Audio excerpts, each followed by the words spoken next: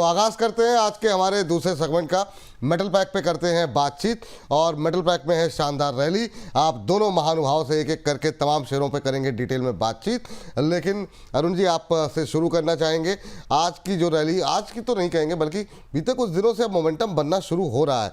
और मुझे याद है हिंदुस्तान कॉपर आप लोगों ने पकड़ा था, आप दोनों की राय थी हिंदुस्तान कॉपर पे, और दोनों ही अच्छा, दोनों की राय काफ़ी शानदार रही। और बाकी मेटल भी अच्छा परफॉर्म कर रहे हैं, स्टील में अच्छा मोमेंटम है। मेटल पे आपकी पहली छोट 10 सेकंड की, आप लोगों की 20-20 सेकंड की टिप्पणी, और उसके बाद से करके इंडिविजुअल काउंटर पे डिस्कस करते हैं। अरुण सर, पहले आप। विपुल जी, मेरा व्यू पॉजिटिव है। पहले हम आपसे भी डिस्कस किया था, रील के ऊपर माध्यम से भी आपसे शेयर किया था कि कॉपर सिल्वर ये दोनों काफी अच्छा करेंगे, दोनों में शानदार मोमेंटम आया। देन अब मुझे लग रहा है कि एल्यूमिनियम में एक मल्टी मंथ ब्रेकआउट है, तो एल्यूमिनियम के स्टॉक्स पे आपकी नजर होनी चाहिए। एल्यूमिनियम मुझे लग रहा है एमसीएक्स पे आपको धीरे धीरे 295 300 की तरफ बढ़ता हुआ नजर आ रहा है, क्योंकि कमोडिटी को मैं थोड़ा क्लोजली ट्रैक करता हूँ विपुल जी। तो मुझे लग रहा है एल्यूमिनियम के स्टॉक्स पे आपकी नजर रखें, तो वो स्टॉक ज्यादा अच्छा करेंगे। मेटल्स में मुझे लग रहा है जो आयरन ओर वाले स्टॉक है या फिर जो माइनिंग वाले हैं, जैसे जीएमडीसी, एनएमडीसी का आज रिजल्ट है, सेल का भी आज रिजल्ट है, तो रिजल्ट के बाद उस पर जरूर ध्यान देंगे। पर मुझे लग रहा है ओवरऑल मेटल स्टॉक पॉजिटिव रहेंगे। आज और कल का चलने का रीजन फेड का मीटिंग का आउटकम है। मोस्टली एक्सपेक्टेड है कि रेट कट होगा, हो सकता है रेट कट होने के बाद प्रॉफिट बुकिंग भी आ जाए मेटल स्टॉक्स में, उसमें कोई दो राय नहीं है। पर मोमेंटम पॉजिटिव है और ओवरऑल इंडेक्स मुझे लग रहा है शॉर्ट टर्म में काफी अच्छा कर सकता है। चलिए ठीक, ये बात मेटल पैक पे ओवरऑल आपका व्यू, और उसके बाद से इंडिविजुअल स्टॉक डिस्कस करते हैं। Sir Amit sir. सर 5 से 6% की रैली अभी बाकी है मेटल स्टॉक्स में, तो यहाँ पर भी अगर कहीं पर भी कोई भी मेटल स्टॉक में आप इन्वेस्ट करना चाहते हैं तो कम से कम 5% का रिटर्न आरओआई इस महीने देखने को मिल सकता है। नवंबर मंथ में मैं मेटल सेक्टर के लिए अच्छा खासा पॉजिटिव हूँ। तो एनएमडीसी भी लिया जा सकता है। एनएमडीसी मुझे ऐसा लगता है 82 रुपए तक आराम से देखने को मिल सकता है। अभी 73 रुपए 50 पैसे के आसपास का भाव चल रहा है। ठीक सर। सर 76 रुपए चल रहा है, 76 रुपए 80 पैसे। जी, ये बात यहाँ पर निकल करके आई है और अब एक एक करके तमाम जो है शेयरों पे बातचीत करते हैं। और चूंकि जो है मोमेंटम की बात जो है वो स्टील से शुरू हुई है और पीएसयू स्टील के साथ शुरुआत करना चाहेंगे। अरुण सर, आपसे, ये शेयर ने काफ़ी परेशान किया लोगों को 7% की तेज़ी है, बिल्कुल सही कहा। आज रिजल्ट भी है इसके सर, और 142 पे आ गया है। 130-34 पे लोग लेकर के मतलब माथा पीट रहे हैं काफ़ी टाइम से। अब जो है इस लेवल को क्रॉस किया है, क्या एक ब्रेकआउट बड़ा देखने को मिल रहा है और इस रैली में कहाँ तक जाता दिखाई दे रहा है सेल? बिल्कुल बिल्कुल जी, 150 रुपए तक तो मुझे लग रहा है जाना चाहिए। एक्सेप्शन एक ही है, रिजल्ट कैसे आएंगे वो देखना पड़ेगा। कि बड़ी इक्विटी वाला स्टॉक है, ऐसा कोई छोटा स्टॉक नहीं है। भाव जरूर छोटा दिख रहा है पर इक्विटी काफी बड़ी है, तो मुझे लग रहा है जिस हिसाब से ब्रेकआउट है और मेटल्स में मोमेंटम है, 150 से 152 वहां तक के टारगेट्स आ सकते हैं। जिनके पास है होल्ड करें। अगर रिजल्ट थोड़े बहुत भी बेटर या जस्ट एक्सपेक्टेशन के हिसाब से भी आ जाते हैं तो मुझे लग रहा है ब्रेकआउट सस्टेन होना चाहिए और 152 तक के टारगेट्स आ सकते हैं। चलिए, तो ये बात यहाँ पर अभी तक अगर जिन्होंने होल्ड किया है तो होल्ड करके रखें। सर, नई खरीदारी की गुंजाइश है क्या इसमें? विपुल जी, अगर रिजल्ट्स नहीं होते तो मैं आपको खरीदारी की सलाह जरूर देता था, पर रिजल्ट्स के आगे गैम्बल नहीं करना चाहिए। हाँ, बात सही है। करता भी नहीं हो तो बेटर इसको रिजल्ट्स के लिए अवॉइड करें। पर जिनके पास है होल्ड करें। डिप भी अगर आ जाता है कल तो वहां पे ही बाइंग आ सकती है। ठीक, एक छोटी कंपनी जरा डिस्कस कर लेते हैं। हाल फिलहाल में हमारे छोटे शेयरों में काफ़ी बार हमने डिस्कस किया है एनएमडीसी स्टील, क्योंकि स्टील में काफ़ी अच्छी तेज़ी है, 2.5% ऊपर। ये भी जो है आज इसने 49.65 का हाई लगाया है और इसका 52 वीक हाई 50.39 है। छोटे शेयरों पे काफ़ी लोगों का जो है रुख पॉजिटिव रहता है। अमित सर, जानना चाहते हैं क्या संभावनाएं हैं एनएमडीसी स्टील पे? सर एनएमडीसी स्टील 45 रुपए के नीचे के स्टॉप लॉस से इसको कंटिन्यू होल्ड कर सकते हैं। 54 रुपए तक आराम से भाव हमें 2-4 दिनों में देखने को मिल सकता है। और एक स्टॉक देना चाहता हूं सर बीटीएसटी के तौर पर, भारतीय एयरटेल 2090 2085 2090 के आसपास बाय किया जा सकता है। 204990 का स्टॉप लॉस, 2135 के टारगेट होंगे आने वाले समय के लिए। चलिए जरा इसको जरा सर थोड़ा सा जरा हमारे प्रोड्यूसर साहब नोट डाउन कर लें, इतनी गुंजाइश रखिए। भारतीय 2085 एक सेकंड सर, एक सेकंड, भारतीय एयरटेल जरा स्क्रीन पर लेकर के आ जाइए और भारतीय एयरटेल पे करंट लेवल पे खरीदारी करने की सलाह है। स्टॉप लॉस सर क्या बताया सर आपने? 204990 का, 2049.90 का स्टॉप लॉस, और टारगेट क्या बताया आपने? 2135। 2135, 2135 रुपए का यहाँ पर लक्ष्य रखिए और 2050 के आसपास 2049.90 का स्टॉप लॉस लगाइए, लक्ष्य स्टॉक दे रखिए। देता हूं सर, क्या करें सर? और एक स्टॉक दे देता हूं आईटीसी। आईटीसी, चलिए सर, बहुत शानदार सर, ऐसे ही BTST कॉल निकल के आती रहे और FMCG में बहुत दिनों बाद मूवमेंट भी है। बताइए सर, ITC में कर 417 की रेंज में बाय करना है। 414 रुपए 90 पैसे का एकदम छोटा सा स्टॉप लॉस है। 425 रुपए आने वाले 2-4 दिनों में देखने को मिल सकता है। 425 का टारगेट आपने बताया, स्टॉप लॉस क्या बताया? 409, 414 रुपए 90 पैसे। 414 रुपये 90 पैसे। सर ये जो 90 पैसे, इससे कुछ विशेष लगाव है, कोई ज्योतिषी कारण है कि नहीं, आप सर, 2050 भी बोल सकते थे, पर आपने कहा 2049.90, यहाँ पर भी आपने 414.90 और यहाँ पे जरा लगा दीजिए। यहाँ पे टारगेट जो है 425 का है, स्टॉप लॉस 414.90, 41490 का। हाँ 90 का। जी आप अपनी बात बताइए सर, ये क्या इससे कोई विशेष कारण है इसका? सर ये ऑर्ड जो ने जैसे 2500 रुपए का भाव गया, 2400 रुपए का भाव गया, 415 रुपए का भाव गया, यहाँ पर लार्ज क्वांटिटी में ऑर्डर प्लेस्ड होते हैं, क्योंकि इंपॉर्टेंट सपोर्ट जोन के आसपास उस लार्ज क्वांटिटी को एग्जीक्यूट करना अवॉइड करता है बाजार। तो अगर हम वहां से 10 पैसा नीचे रख ले, अगर इनकेस यहीं से इसको भागना है सपोर्ट लेकर, या फिर इस इंपॉर्टेंट लेवल के नीचे ट्रेड नहीं कराना है, तो वो उतनी बड़ी क्वांटिटी को माल ही नहीं देगा, वहां से रिवर्सल कर जाएगा। अच्छा, ये सब साइंस है। सर अनडिस्क्लोज क्वांटिटी में भी बहुत ऑर्डर लगे होते हैं जो दिखते नहीं हमको। जब बेस्ट 5 देखते हैं हम लोग, जब देखते हैं भाई 1 लाख शेयर का बाइंग खड़ा हुआ, वहां पर 10-10 लाख शेयर भी पड़े होते हैं। बात सही, बात सही। तो चलिए, ये दो है। भारतीय एयरटेल पे भी खरीदारी करने की सलाह दी गई। भारतीय एयरटेल में 2135 का टारगेट दिया गया है, 2049.90, 2049.90 का यहाँ पर स्टॉप लॉस दिया गया है। अभी जो है लाल निशान में है। अरुण सर, आपके पास भी कभी कोई जैसे कोई अगर कोई ट्रेडिंग कॉल आए तो मुझे आप बताइएगा, तुरंत इस पर भी डिस्कस कर लेंगे। अभी हम बात कर रहे हैं जरा मेटल पैक को लेकर के आगे बढ़ते हैं। मेरा सवाल आपसे क्या था यहाँ पर अमित सर? NMDC स्टील, चलिए जी जी जी, चलिए इस पर बातचीत हो गई थी और अब बात कर लेते हैं जरा टाटा स्टील को लेकर के। टाटा स्टील पर अरुण सर आपकी राय क्या रहेगी? यहाँ पे क्या संभावनाएं दिखाई दे रही हैं? विपुल जी, टाटा स्टील पे पॉजिटिव ही राय है। 170 के आसपास इसका बड़ा बेस बन चुका है और बड़े ब्रेकआउट के ऊपर ही ट्रेड कर रहा है, तो मुझे लग रहा है ये स्टॉक अच्छा रहेगा, पॉजिटिविटी दिखा सकता है। टारगेटेड लेवल्स 195 197 तक के है, उसके ऊपर फिलहाल मुझे ये स्टॉक जाता हुआ नजर नहीं आ रहा, तो शॉर्ट टर्म में 195 तक के टारगेट रहेंगे। एंट्री करने की सलाह नहीं है विपुल जी इस लेवल पे, क्योंकि स्टॉक चल चुका है। एक रिट्रेसमेंट मुझे लग रहा है 178 179 के आसपास आता है, तो वहां पे बाय करना चाहिए, और 195 तक के टारगेट से। चलिए, तो ये बात यहाँ पर इस पर निकल करके आई हुई है टाटा स्टील को लेकर के। टाटा स्टील के बाद अब जरा थोड़ी सी अरुण सर बात कर रहे थे एल्युमिनियम की, तो एल्युमिनियम पे थोड़ा रुख कर लेते हैं। और अमित जी आप बताइए हिंडाल्को, और अरुण सर के पास जाते हैं नाल्को, और क्या व्यू रहेगा बताइए। टाटा स्टील को BTST के तौर पे भी लेके जाया जा सकता है। लाइफ टाइम हाई के ऊपर ट्रेड करा रहा है और आज की क्लोजिंग भी पॉसिबल है इसमें लाइफ टाइम हाई की, तो 200 रुपए तक 195 200 तक के टारगेट आसानी से अचीवेबल है। 177 के नीचे का स्टॉप लॉस मेंटेन कर सकते हैं। यहाँ से 10 से 15 रुपए का उछाल इजीली लग रहा है। चलिए, टाटा स्टील को भी करंट लेवल पे लेकर के जा सकते हैं यहाँ पर, और यहाँ पर अच्छी मजबूती बनी हुई है। आज खरीद करके कल बेचने की तैयारी। BTST buy today sell tomorrow की रणनीति के साथ भी यहाँ पर रणनीति बनाई जा सकती है। जी सर, मेरा सवाल था आपसे हिंडाल्को को लेकर के। अमित सर। जी सर, हिंडाल्को 854 के आसपास का भाव चल रहा है सर। ये भी एक बढ़िया फ्रेश ब्रेकआउट पर खड़ा हुआ है। मुझे लगता है आज सर एक्चुअली मैं ना बाजार को थोड़ा पॉजिटिव ओपनिंग देख रहा हूँ कल की। और जैसा हमने स्टार्टिंग में भी डिस्कस किया था, निफ्टी का जब ओवरव्यू लिया था कि बाजार में लाइफ टाइम हाई कट सकता है, तो कल सारे शेयर मुझे पॉजिटिव ओपनिंग होते हुए दिख रहे हैं। इनफैक्ट जो FOMC की मीटिंग आएंगे उसमें भी 0.25 बेसिस की कटौती पॉसिबल है, लेकिन जो उनके स्टेटमेंट आएंगे वो मुझे लगता है बाजार में पॉजिटिव ट्रिगर दे सकते हैं। हिंडाल्को को भी लेके जाया जा सकता है आराम से। आप लोगों को ये 900 रुपए तक का भाव तो बहुत शॉर्ट टर्म में दिखा सकता है, इन्हें 15 दिन के अंदर अंदर अचीवेबल है। तो ये सारे हिंडाल्को में भी करंट लेवल में बाय कर सकते हैं ना? कर सकते हैं सर। ठीक है। और एल्युमिनियम पे यहाँ पर जो है अरुण जी भी बुलिश थे।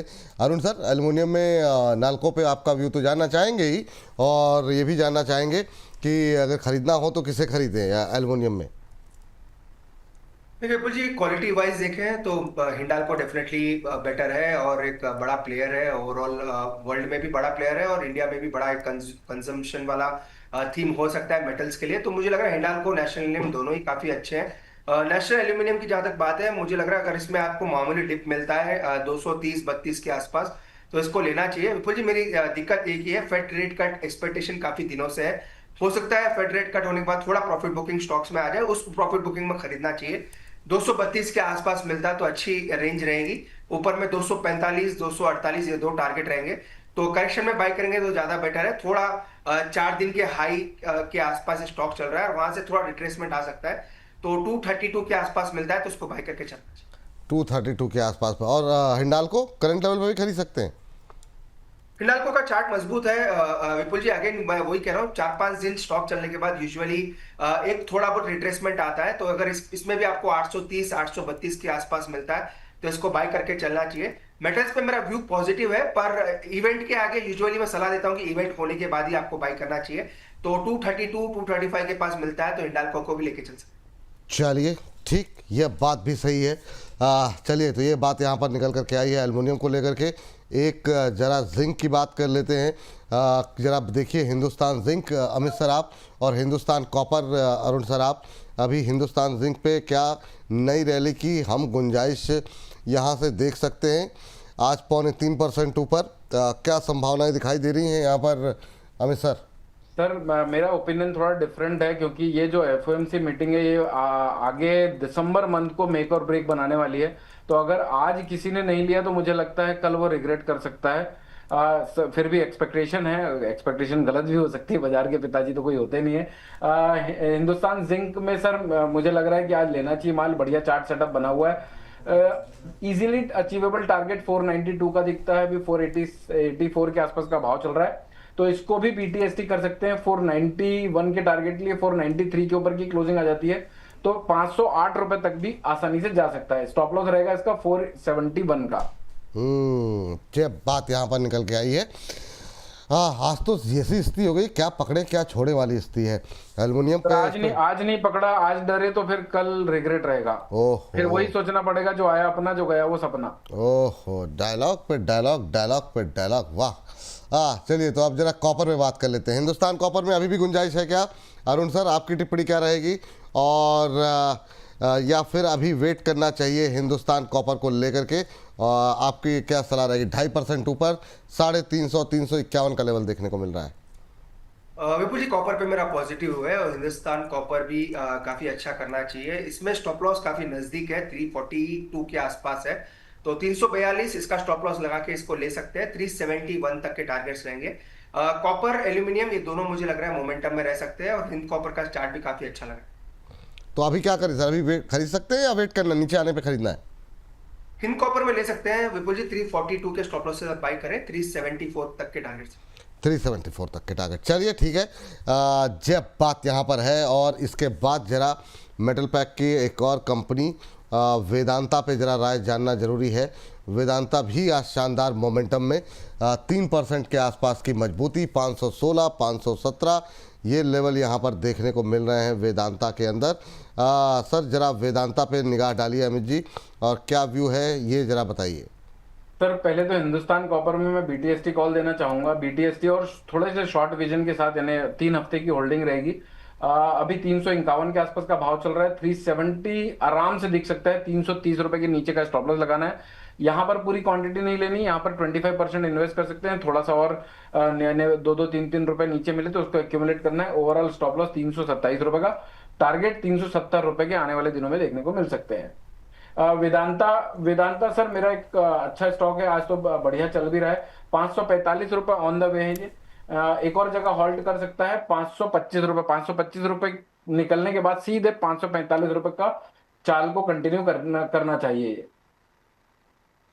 स्टॉप लॉस की मैं बात करूं तो सर जब तक 489 के नीचे नहीं जा रहा है तब तक बने रहना चाहिए। इसमें लॉन्ग में अगर किसी ने लॉन्ग लिया हुआ है तो 325 के आसपास 50% प्रॉफिट ले, 345 रुपए के लिए 50% होल्ड करें। ओह, चलिए, तो ये बात यहाँ पर निकल के आई है इसको लेकर के। अच्छा, जेएसडब्ल्यू स्टील, हालांकि पिछले सेगमेंट पे हमने इस पर राय ली थी, लेकिन चूंकि ये सेगमेंट हम अलग से अपलोड करेंगे तो एक बार जेएसडब्ल्यू स्टील पे भी राय ले लेते हैं अरुण सर की। अरुण सर, जेएसडब्ल्यू स्टील देखिए 1200 के ऊपर, कैसा लग रहा है आपको? काफी शानदार चार्ट है विपुल जी। ये स्टॉक मुझे लग रहा है काफी दिनों के बाद एक फ्रेश ब्रेकआउट दिया है, और यहाँ से भी मुझे लग रहा है 50 1255 तक के टारगेट देखने को मिल सकते हैं। अगेन मैं ज्यादा स्टॉक्स पे खरीदारी की सलाह नहीं दूंगा, तो इस पे भी मेरी खरीदारी डिप पे ही रहेगी। ओवरऑल मेटल्स में लेना है तो हिंद कॉपर एक ज्यादा बेटर पिक है।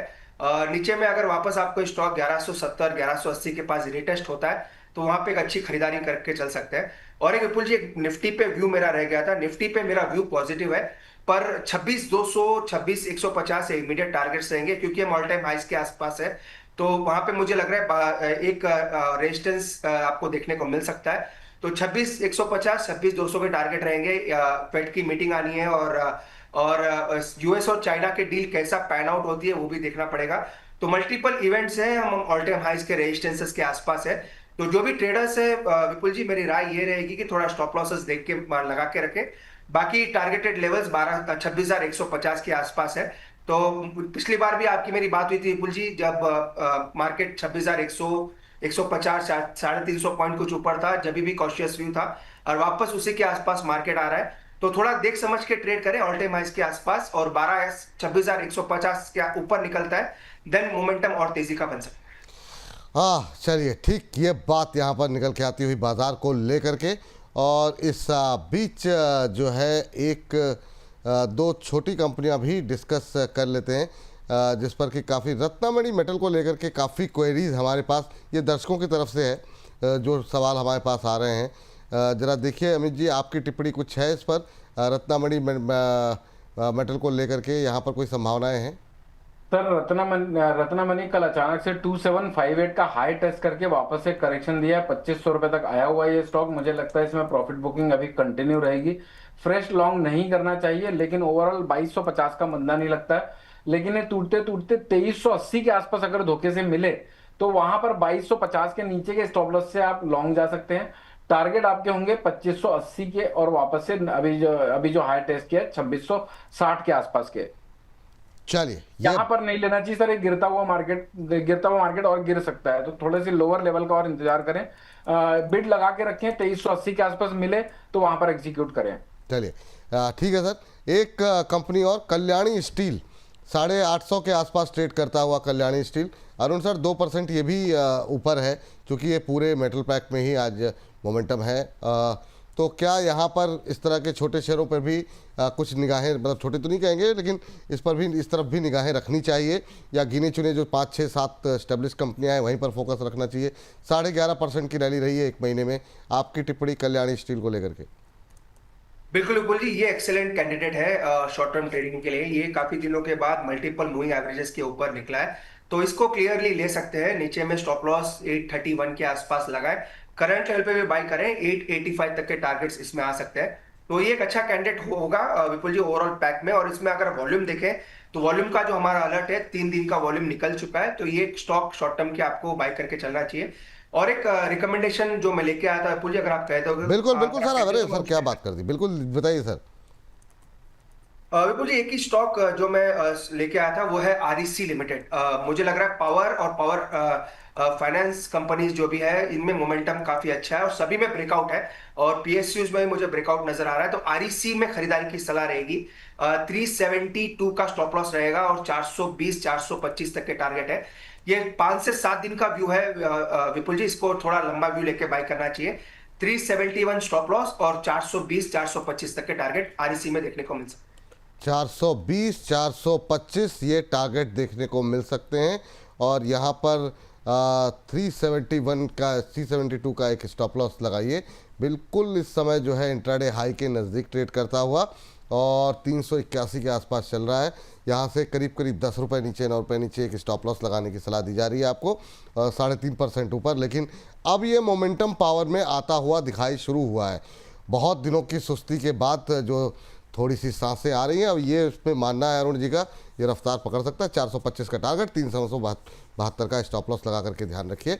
और जैसे ही यहाँ पर कोई अच्छा मोमेंटम होगा या कुछ बदलाव होगा तो आपके लिए स्क्रीन पर दोबारा ले आएंगे। कल्याणी स्टील का रह गया सर, जरा एक बार स्टॉप लॉस टारगेट वहाँ पर बता दीजिए। अगर अभी के भाव पे खरीद के जाते हैं तो स्टॉप लॉस टारगेट क्या रखें सर? विपुल जी, मुझे लग रहा है कल्याण स्टील एक अच्छा कैंडिडेट है ओवरऑल मेटल्स में। 848 के आसपास चल रहा है, 832 का स्टॉप लॉस, 880 का ऊपर में टारगेट है, तो इसको डेफिनेटली करंट रेट पे भी लेके चल सकते हैं। 880 के टारगेट के लिए यहाँ पर 880 885 के टारगेट के लिए यहाँ पे खरीदारी करने की सलाह। चलिए चूंकि इस सेगमेंट को अब हम समाप्त करेंगे, हर्ष की तरफ रुख करने का वक्त हो रहा है, लेकिन जाने से पहले सर एक स्टॉक देना चाहूंगा, रिलायंस इंडस्ट्री दिग्गज शेयर है अपने मार्केट का, अभी 1500 रुपए के आसपास का भाव चल रहा है। आज के लो के आसपास 1485 1488 के आसपास मिले तो लेना चाहिए। 1479 का स्टॉप लॉस होगा। 1515 कल परसों तक देखने को मिल सकता है। 1515 BTST कॉल और निकल करके आती हुई बाजार के दिग्गज RIL को लेकर के यहाँ पर 1479 1479 1480 के आसपास एक आपको यहाँ पर दिया गया है स्टॉप लॉस। लक्ष्य जो निर्धारित किया गया है इसके लिए आज से कल तक के लिए 1515। तो यहाँ पर आप नज़र जो है रखिए। बाज़ार का दिग्गज RIL, बाज़ार चलेगा तो निश्चित रूप से, अगर RIL चलेगा तो बाज़ार भी चलेगा। अभी 1500 के आसपास चल रहा है, 1500 ऊपर जो है यहाँ पर 15 रुपये ऊपर का टारगेट यहाँ पर दिया जा रहा है, ध्यान रखिए।